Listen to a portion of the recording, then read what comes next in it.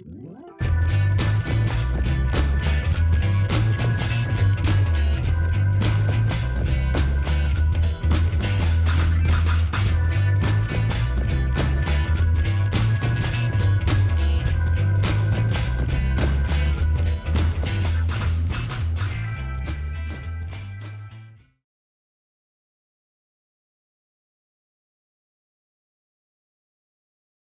playing is that I'll show you. Take this. You can have it here.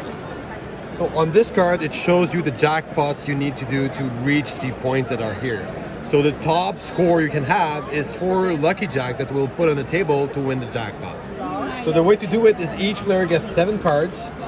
3, 4, 5, 6, 7. And what you do with your cards is you try to get rid of them to either have 3 of the same symbols or 4 of the same symbols. But the way you get rid of your cards is that you need to play a card that's higher value than this one. So if you see what's neat about the game, on the side here, you see the value of each symbol.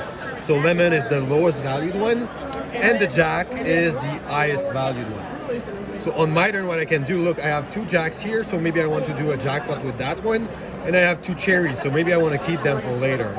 So I might want to get rid of the clover, because it's higher value than this one, and I don't get penalized for getting rid of them.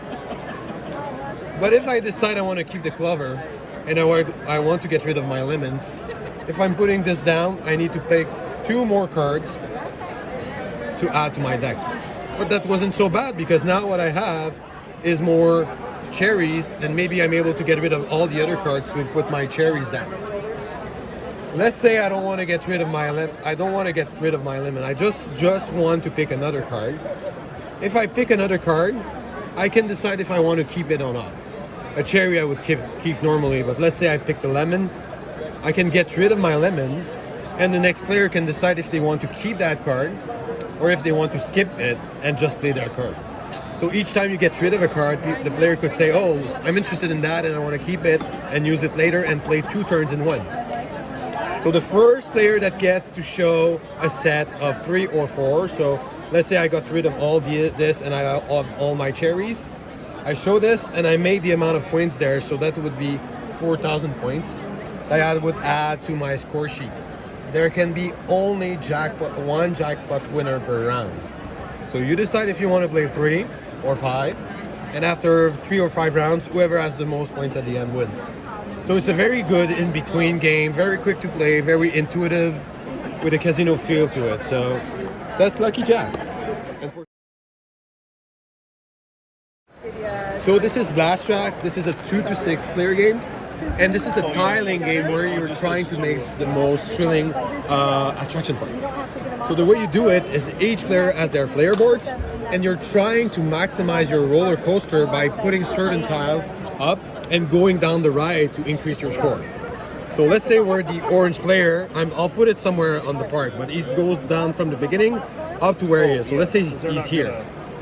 That player right now has 2 tiles. He has this tile and another tile he will take from the market, and he needs to choose between 2 of these to play.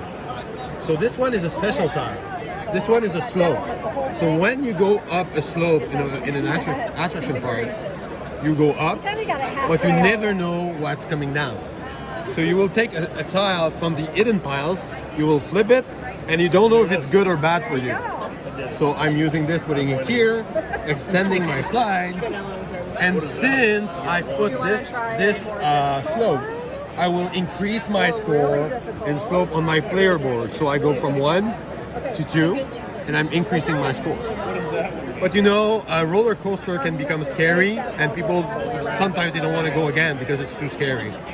What happens is that when you reach the limit on your player board and you have too many slopes, instead of increasing your score, you're actually going down. So if I'm at 5 and I'm adding a slope, I'm adding an arrow, and I will go down instead of going up.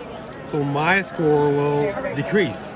So it's not only about making as many attractions as possible in your roller coaster, but it's about maximizing all the different aspects of it. So you have tunnels. Tunnels allow you to jump from one place to another. You have the slopes, which we saw, that increases your ride. You have loops. The loops are giant tiles like this, and you can extend it and make more people slide at the same time. So I'll give you an example. One of the fun parts of the game is if you're able to make someone go down in their ride at the same time as yours. A bit like in Sura. So you have this here, and let's say you have another player that's there. So the next tile that would be played will have both of them go down at the same time. So let's say we play the next one here. That's not possible because they will bump into each other, so we don't want that.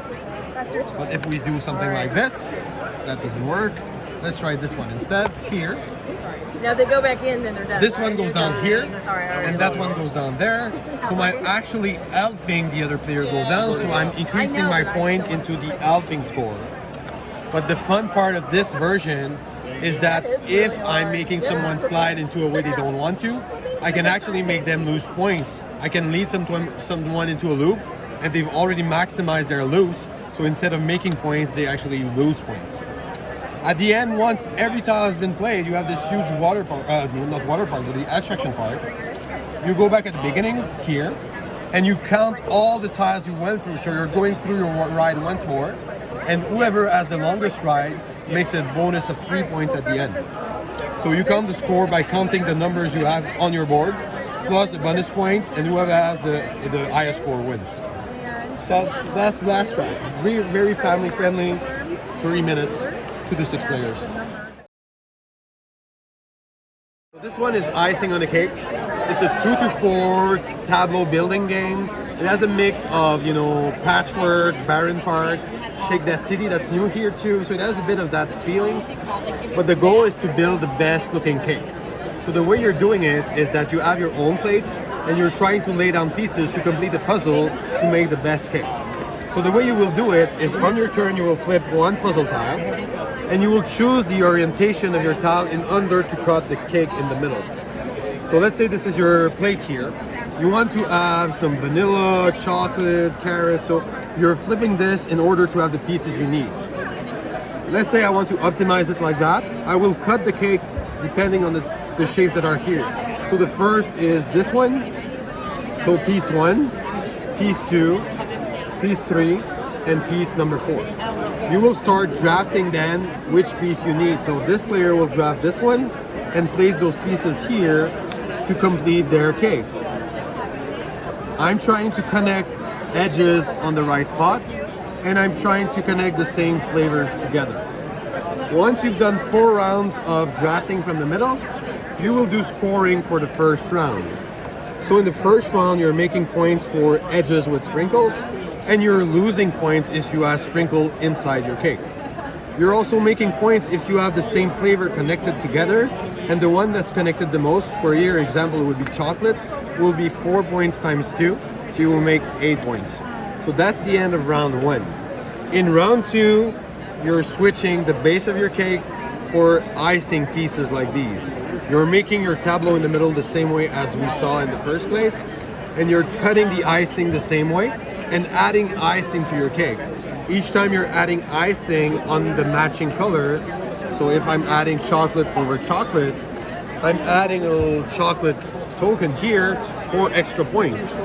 If you have 1 token of each flavor, so carrot, vanilla, chocolate, and strawberry, I'm adding a birthday candle on my cake and gaining extra points. So in the round 2, the extra points come from the decorations you're adding and the candles, which are worth 4 points each. So at the end of the second round, whoever has the most points wins. So that's how you play Icing on the Cake. Thanks for watching our video. We hope you enjoyed it. And if you did, click that like and subscribe button. You can also follow us on social media like Facebook and Twitter at DadBeDaughter. And if you like what we do and you want to support us, you can visit our Patreon page. So thanks for watching. Thanks.